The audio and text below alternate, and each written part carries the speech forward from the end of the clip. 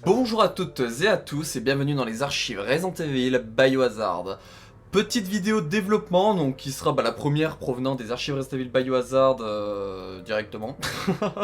Pour aujourd'hui une petite lecture d'une interview qui se trouve sur le site Biohazard France que je mettrai en description, qui a été traduite du japonais au français par Ada. Une interview concernant le mode VR de Resident Evil 4 Remake. Et parmi les deux personnes de chez Capcom qui ont répondu aux questions, donc nous avons le producteur Masato Kumazawa, que Exedra donnera sa voix. Bonsoir à toi Exedra. Bonsoir. Et la deuxième personne qui est le directeur Keisuke Yamakawa, je vais y arriver, faut que je change mes lunettes, et qui sera faite du coup par l'ami Wiper, donc bonsoir à toi Wiper. Bonsoir Anshkalo, bonsoir Exedra. Et bonsoir les archives Resident Evil Bug. Ça va l'air qui regarder cette vidéo, n'oubliez pas. Voilà. Enfin, oui, voilà. On rigole un peu, mais l'interview on va essayer de faire ça le plus proprement possible, parce que le but c'est quand même qu'on s'amuse quand même dans le fond, hein. Même si voilà, on va faire ça proprement, le plus proprement possible. Personnellement, je serai du coup la personne de PlayStation Blog qui pose les questions, et eux du coup vont y répondre. Est-ce que vous êtes prêts? Oui. Oh oui.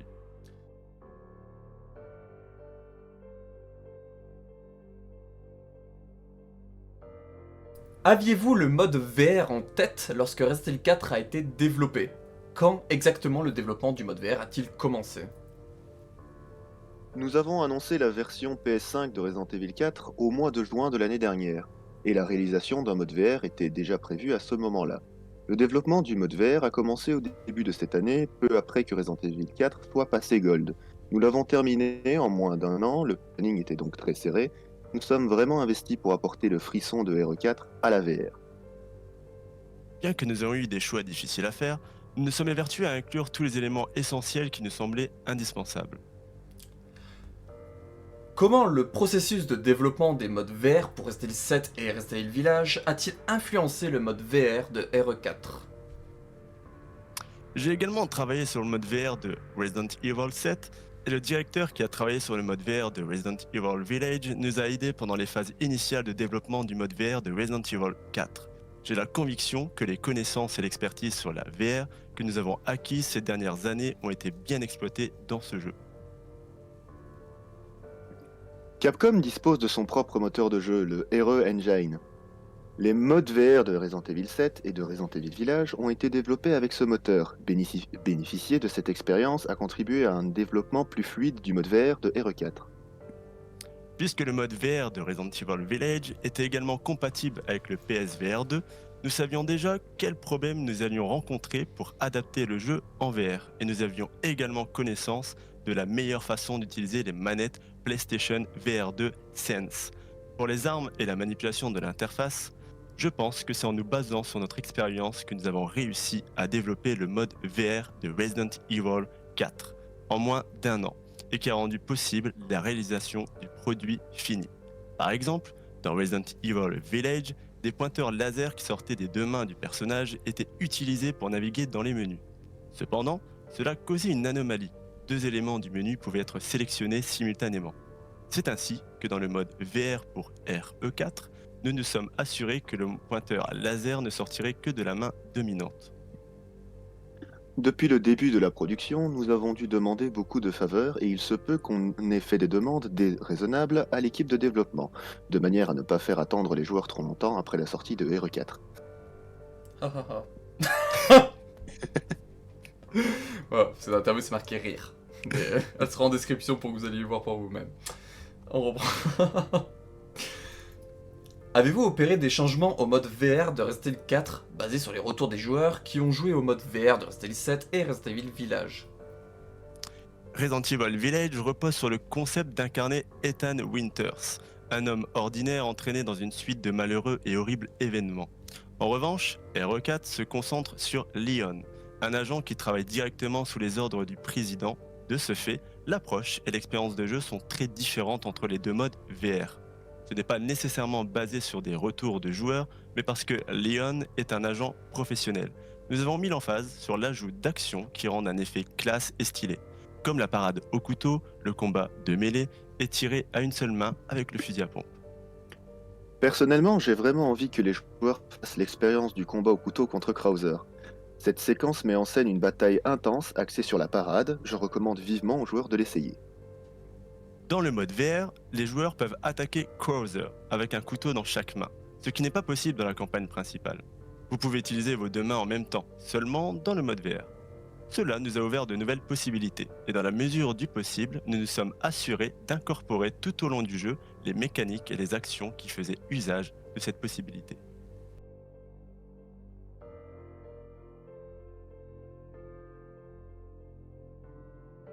Avez-vous utilisé les fonctionnalités du PlayStation VR 2, comme le eye tracking ou encore la vibration du casque, dans le mode VR de Resident Evil 4? J'apprécie beaucoup les gâchettes adaptatives de la manette PlayStation VR 2 Sense. Dans RE4, vous avez une variété d'armes à votre disposition. Par exemple, il y a deux types de pistolets disponibles, et les gâchettes procurent un ressenti vraiment différent entre les pistolets à simple action et ceux à double action. Si vous aimez les répliques d'armes, je pense que vous saurez reconnaître la différence et vous serez plutôt surpris. Vous remarquerez beaucoup de détails cachés comme ceux-là concernant les armes du jeu. Si ce genre de choses vous plaît, je vous encourage à rester attentif.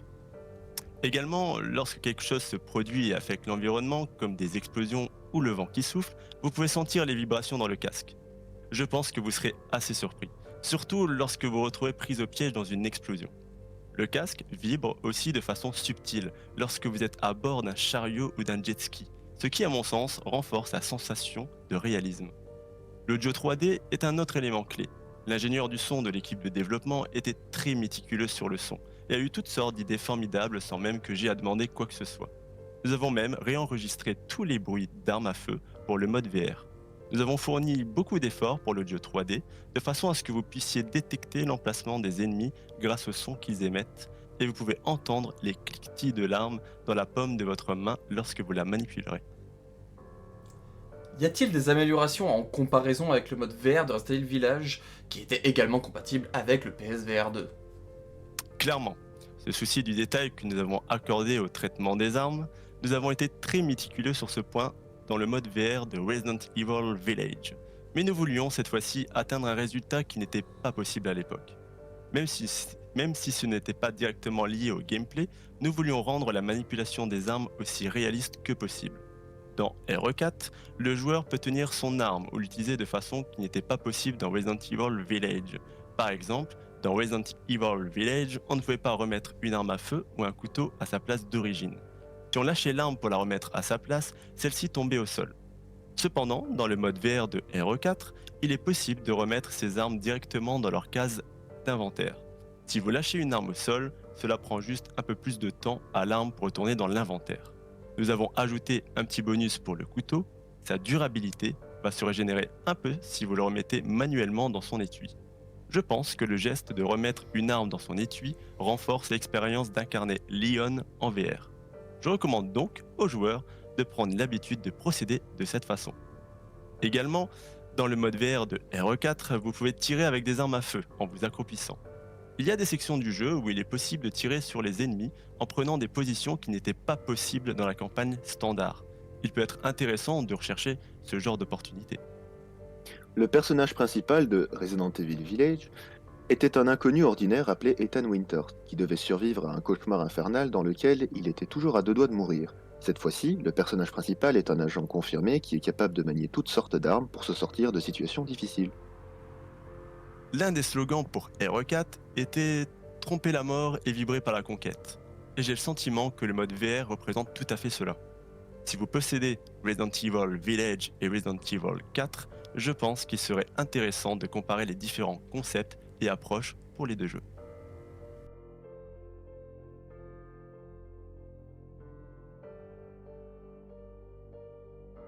Dans la campagne standard, la vue à la troisième personne place le joueur derrière le personnage, tandis que le mode VR immerge le joueur grâce à une vue à la première personne totalement immersive. Comment ce changement de perspective a-t-il impacté le développement du mode VR et l'expérience de jeu globale? Quels sont les défis que vous avez eu à relever? Pour basculer d'une vue à la troisième personne à une vue à la première personne, nous avons dû retravailler tout le système et les mécaniques relatives aux armes et aux mouvements du personnage. Cependant, nous n'avons touché à aucun des contenus du jeu lui-même. La différence la plus notable est que dans le mode à la troisième personne, vous dirigez Leon avec une manette. Mais en vue à la première personne, vous êtes Leon. Dans Resident Evil Village, la campagne principale standard utilisait aussi la vue à la première personne. Vous pouviez donc vous mettre dans la peau d'Ethan dans les deux modes. Dans la campagne principale standard de Resident Evil 4, il est davantage question de manipuler Leon et de lui faire exécuter toutes ses actions stylées. Alors qu'en VR, le joueur doit incarner Leon et exécuter ses actions stylées lui-même. Puisque Resident Evil est un jeu de survival horror, la vue à la première personne place le joueur plus près des ennemis. La tension dans les séquences de combat et la sensation de terreur induite par les scènes d'horreur sont beaucoup plus intenses. L'un des aspects les plus excitants de la VR est de réaliser à quel point certains objets ou personnages du jeu sont grands par rapport à vous-même. Cela m'a fait un choc de voir à quel point Lady Dimitrescu était grande dans le mode VR de Resident Evil Village. Je pense que nous avons tous hâte de combattre des boss comme El Gigante ou le chef du village Vitores Mendez dans le mode VR de Resident Evil 4. Oui, El Gigantes vous attrape durant l'un des combats et vous pourrez en faire l'expérience en vue à la première personne. Lorsque vous parez une attaque de tronçonneuse, vous pouvez voir les étincelles voler juste devant vos yeux au moment où votre couteau entre en contact avec la lame de la tronçonneuse, ce qui est une expérience très intense. Cependant, certaines parties du jeu peuvent être basculées en vue à la troisième personne, notamment lorsque El Gigante vous attrape. Si la vue à la première personne vous fait un peu mal à la tête, n'hésitez pas à basculer entre les vues. C'est un petit détail, mais la caméra pour la vue à la première personne est placée un peu plus bas que le véritable niveau des yeux de Leon. Si la caméra avait été placée au niveau réel de ses yeux, Leon étant assez grand, les Ganados auraient paru plus petits. Les Ganados s'approchent et attaquent Leon avec une posture basse. De ce fait, si vous êtes trop près d'eux, vous vous retrouvez à les regarder d'en haut, ce qui diminue l'intensité de la rencontre. Pour cette raison, nous avons opéré des changements, comme abaisser délibérément la caméra de façon à faire du mode VR une expérience plus spectaculaire et percutante. Pouvez-vous citer quelques-uns de vos moments préférés de gameplay ou des découvertes que vous avez faites pendant le développement du mode VR? Une découverte que nous avons faite était la taille de tous les lieux du jeu et à quel point ils étaient tridimensionnels. J'ai aussi travaillé sur le jeu principal, donc j'ai joué à la campagne standard, un nombre incalculable de fois. Mais c'est en jouant en VR que j'ai découvert beaucoup de nouvelles choses, comme des détails cachés ou des objets à certains endroits. J'espère que tous ceux qui rejoueront au jeu en VR feront, tout comme moi, de nouvelles découvertes. J'ai particulièrement apprécié la virée en chariot et les autres véhicules, à tel point que je me suis dit que ça pourrait faire l'objet d'un jeu à part entière. Dans la campagne standard, il y a une section où vous devez maintenir l'équilibre du chariot en manipulant le stick analogique. Mais dans le mode VR de RE4, vous pouvez bouger votre propre corps pour réaliser cette action. Dans la campagne standard, il y avait des sections où il était possible d'esquiver des attaques d'ennemis en s'accroupissant. Peut-on faire la même chose en bougeant son corps dans le mode VR? Oui, le jeu propose deux types de contrôle pour s'accroupir. Utiliser les boutons de la manette ou le mouvement du corps. Ceux qui veulent jouer assis peuvent utiliser les contrôles à la manette comme dans la campagne standard. Ceux qui veulent une expérience VR mémorable peuvent choisir de bouger leur corps pour s'accroupir, en activant cette option dans les réglages. Et même si cette option est activée, la possibilité d'utiliser les boutons de la manette pour s'accroupir reste active. Que vous préfériez jouer assis ou debout, les réglages du jeu peuvent être modifiés pour s'adapter à différents styles de jeu, y compris la façon dont vous vous accroupissez. Nous avons fourni beaucoup d'efforts pour rendre le jeu facile à jouer. Y a-t-il d'autres différences entre le jeu normal et le mode VR? Certains des puzzles ont été modifiés pour rendre l'interaction utilisateur plus intuitive. Les cadrans peuvent être tournés avec les deux mains simultanément pour faire correspondre les motifs. Pour les énigmes qui requièrent que l'on fasse pivoter et que l'on insère des cubes dans différentes positions, le joueur peut tenir et faire tourner le cube dans ses mains. Nous nous sommes assurés d'implémenter des fonctionnalités que les joueurs attendraient d'un jeu en VR. Il y a aussi un mode pour visualiser les figurines dans leur taille réelle. Par exemple, dans le mode VR, vous incarnez Leon. Vous n'avez cette fois pas la chance de le voir de près. En revanche, dans le mode de visualisation des figurines, vous pouvez voir sa vraie taille de près. C'est ce genre de petites choses que nous avons disséminées tout au long du jeu. Nous espérons que les joueurs les trouveront et les apprécieront.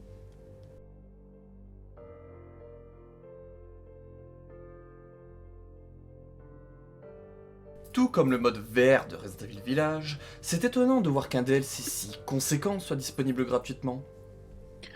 Toute l'équipe de développement est persuadée qu'il n'est jamais trop tard pour commencer à apprendre et à acquérir de l'expérience de développement pour la VR, surtout avec la possibilité que les jeux en VR deviennent de plus en plus accessibles au grand public. C'est difficile de démontrer leur intérêt sauf si les joueurs peuvent y avoir facilement accès. Je pense qu'il y a toujours beaucoup d'obstacles pour jouer à des jeux en VR. Mais lorsque vous mettez le casque et que vous vous immergez dans un jeu, l'expérience que vous vivez est si spéciale. Ce n'est tout simplement pas possible dans des jeux classiques. C'est pourquoi il est important de briser les barrières pour que davantage de joueurs puissent faire l'expérience de cette sensation d'immersion qui n'est possible qu'en VR. Pour finir, qu'avez-vous à dire aux joueurs qui ont hâte de découvrir ce mode VR dans RE4 ? Le slogan « Tromper la mort et vibrer par la conquête ». Nous l'avons toujours gardé en tête lorsque nous avons développé la campagne principale. Et dans ce mode VR, vous pouvez en faire l'expérience avec vos sens et votre propre corps. Nous espérons que de nombreux joueurs prendront le DLC et apprécieront le jeu en VR. Je pense que le mode VR est une expérience complètement différente. Même pour ceux qui ont déjà joué à RE4 et pour ceux qui n'y ont pas encore joué, nous sommes tellement contents que vous puissiez faire l'expérience du jeu pour la première fois en VR. Nous sommes vraiment fiers de ce que nous avons accompli avec ce mode VR et nous avons hâte que tout le monde puisse l'essayer. Voilà, du coup c'est tout pour cette interview avec Keisuke Yamakawa et Masato Kumazawa. Donc voilà, vu que c'est marqué dans... du moins, vous aurez dans la description l'interview qu'on vient de vous lire là, et vous aurez à la fin du coup le petit résumé qu'ils ont fait. Je voulais le lire de base, mais je vais pas le lire, comme ça garde un peu de lien à aller voir l'article directement par BioHazard France.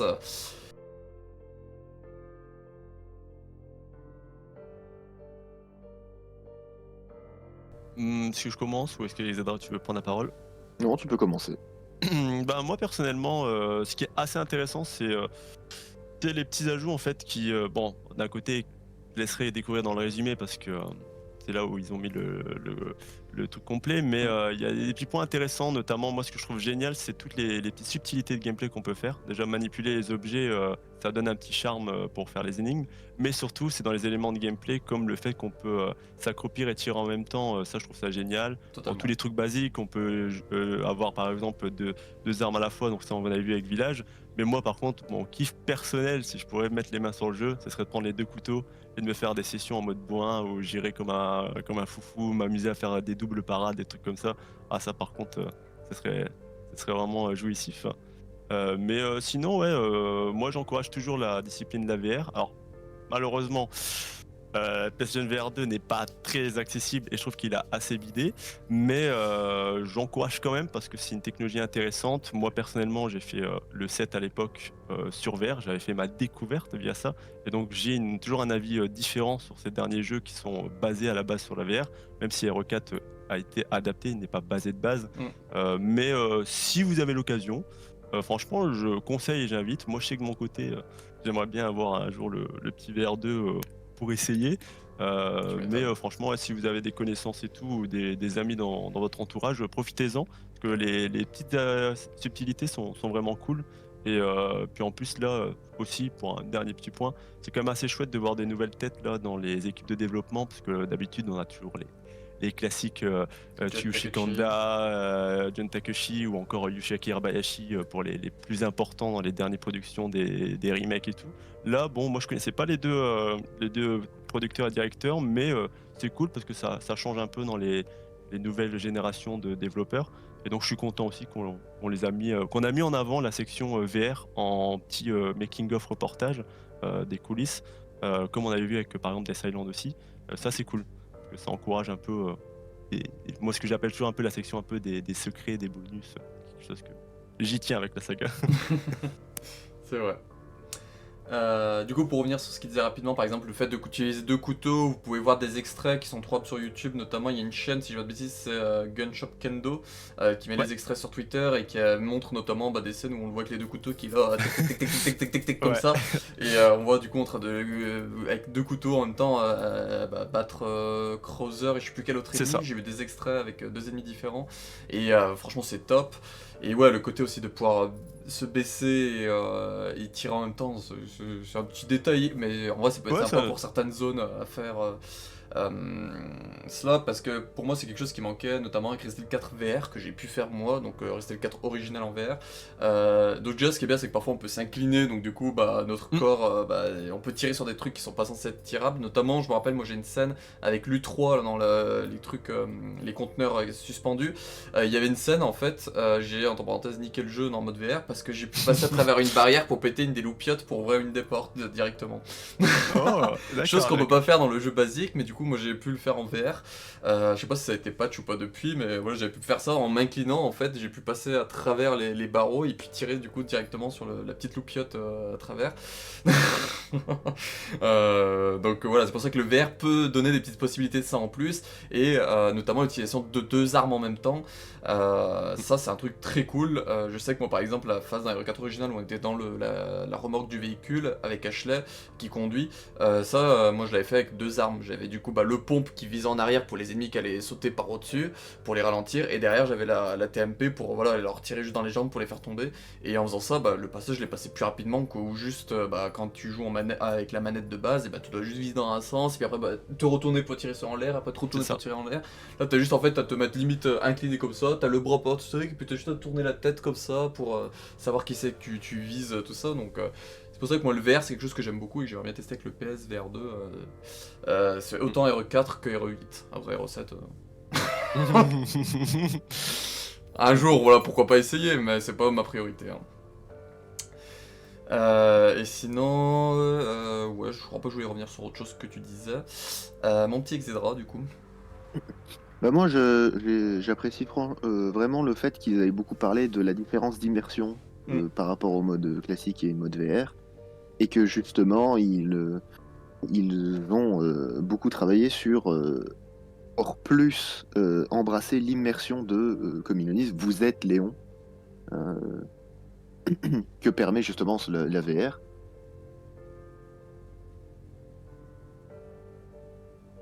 Mais c'est tout. Ah ok, je pensais que t'allais rajouter quelque chose d'autre en plus, j'attendais. Moi aussi, j'avoue. Non, c'est juste ça. Ok. Sinon, je suis aussi plus que d'accord avec Wiper sur le fait de pouvoir avoir deux armes en même temps. Et je suis aussi un peu curieux de savoir quels détails justement ont changé par rapport au, au Hero 4 classique. Des détails. Parce qu'il disait par Oui, exemple donc, on peut voir des trucs qu'on voit pas forcément. Moi je sais que par exemple il y a des trésors que j'ai oubliés dans Hero 4 original, mais qu'en VR je me suis rendu compte, notamment un dans l'usine où ils sont sur la vitre au plafond. Moi ceux-là j'avais complètement oublié l'existence de ce trésor là, et c'est en jouant en VR en fait, vu qu'on était tellement dedans que du coup en allant en direction des escaliers j'ai vu qu'il y avait le trésor qui brillait au-dessus de la vitre, et j'ai fait il est là lui. Une petite émeraude de mémoire, une émeraude verte. Et du coup maintenant je le récupère chaque fois que je passe parce que j'y pense maintenant, mais je pense que ça c'est à côté aussi qu'il parle à un moment où il dit, un des deux dit on fait des découvertes en jouant en mode VR qu'on fait pas forcément en jouant à manette en main, parce que du coup on a un autre visuel de l'univers vu qu'on est dedans, on voit les bâtiments différemment, et notamment les lieux, la visite se fait différemment. oui, c'est un peu comme c'est un peu comme revoir Hero 4 mais sous un regard neuf. Ouais. Ok. C'était cool, voilà, pour ce premier petit épisode de lecture d'interview, et puis on réagit vite fait dessus. Je pense que ce qu'on fera à chaque fois, de base c'était pas prévu ça, mais je me suis dit, je vous ai un peu mis ça sur la table d'un coup qui était pas prévu, mais je me suis dit, ça pourrait être sympa d'enregistrer ça en plus que juste la lecture d'interview, de mettre notre petit avis à nous en plus sur ce qu'on en pense de tout cela. Et puis je pense que voilà, on fera ça avec d'autres interviews à l'avenir.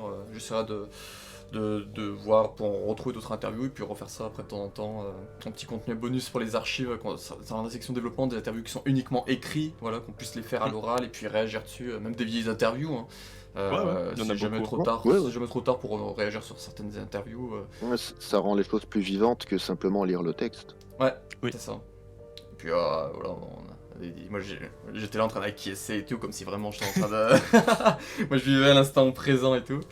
Mais ok. Du coup, je vous remercie tous les deux d'avoir joué le rôle. Avec plaisir. C'est un plaisir. Voilà, et puis du coup, comme j'ai dit, on se recapturera sûrement à l'occasion pour en refaire d'autres dès qu'on pourra, dès qu'on en trouvera et tout. Même si vous en croisez des interviews qui sont juste écrites, n'hésitez pas à me les envoyer, et puis on s'arrangera pour tourner ça après quand on a du temps libre. Ouais, comme je dis, ça fait des petits trucs sympas, et puis c'est toujours plus intéressant, je trouve, d'avoir des interviews qui sont à l'oral plutôt qu'écrites, parce qu'écrites, bah voilà, Ouais. t'as le texte devant le nez, c'est sympa, tu loupes rien, entre parenthèses, mais une petite interview que tu as à l'oral, bon, moi tu peux la mettre en fond pendant que tu fais quelque chose, tout ça, ou t'as toujours autre chose à faire quand c'est à l'oral plutôt que tu dois te concentrer sur ton écran. Ok, bah du coup je mettrai vos liens quand même en description comme je fais à l'habitude. Donc voilà, vos liens de vos réseaux comme je fais sur la chaîne principale en Chicalo. Et puis bah voilà, je vous laisse dire au revoir et je clôturerai la vidéo. Exedram, on va commencer. Eh bien, eh bien, merci de l'invitation Je t'en prie. et de la proposition d'interview. Ah, de faire la voix de l'interview plutôt. Et L'intervieweur. ouais, l'intervieweur. Et ben, à la prochaine. Hein. Ouais, pas de À soucis. peluche tout le monde. Oui, peur. Eh bien, merci beaucoup Angelo pour l'invitation et pour ce nouveau petit projet, ce prototype un peu pilote de ce format qu'on Ouais. lance, là, on va dire, des interviews. Pour te répondre aussi, moi j'ai un bon paquet d'interviews, donc en vrai, via notre serveur, il y a de quoi faire, Mm. notamment pour les gros fans. Je sais pas si tu comptes traiter un peu aussi, si tu veux d'abord traiter les derniers jeux ou un peu les anciens, mais j'en ai beaucoup pas mal sur 96 jusqu'à Hero 3, j'en ai beaucoup. Tout, moi ce serait Donc globalement ça peut être tout, sympa. tout pour rendre accessible plus facilement. Le but des archives c'est d'archiver, donc tout ce qui est écrit on peut pas y archiver en vidéo sauf mettre le texte à l'écran. Donc je me dis qu'au Ouais. moins les archiver comme ça vocalement, ça peut être sympa à faire en plus, même des vieilles interviews, au moins ça permet de les remettre à l'avant pour ceux qui s'intéressent Ouais. au développement tout ça des jeux, donc d'où la section développement quoi. Ouais, bien sûr, bien sûr. Bah, c'est ça, hein, parce que j'ai beaucoup d'interviews, notamment sur un peu les bêtas et certaines un peu sur les moments post-sortie des jeux. Donc ça peut être vachement intéressant à lire, parce qu'en plus ça sera, pour ceux qui suivent aussi tout ce que tu fais dans la format, la playlist développement, ils vont beaucoup avoir de parallèles avec les autres vidéos, parce que Ouais. il y a des choses qui sont en lien. Mais ouais, clairement. Et puis moi de côté, je vous souhaite à tous une excellente journée ou soirée. Puis je vous dis ciao tout le monde. Et bah, je vous remercie d'avoir regardé cette vidéo, j'espère que ça vous aura plu, n'hésitez pas voilà, à dire ce que vous en avez pensé pour essayer de voir ce qu'on pourrait faire en plus ou en moins, je sais pas, en moins, pour un prochain épisode voilà, de lecture d'interview. Et n'hésitez pas à faire un tour pour voir globalement ce qu'il y a sur la chaîne des archives Resident Evil Biohazard, parce que là du coup vous êtes dans la section développement, mais il y a d'autres choses, il y a des let's play, des let's read, des let's listen, des vidéos lore, des vidéos documents, voilà, où il y a un peu de tout concernant l'univers Resident Evil, donc n'hésitez pas à faire un tour si vous tombez uniquement sur cette interview en premier. Et puis bah je vous souhaite un bon visionnage pour ce qui va arriver. On se retrouve pour une prochaine vidéo. Ciao tout le monde!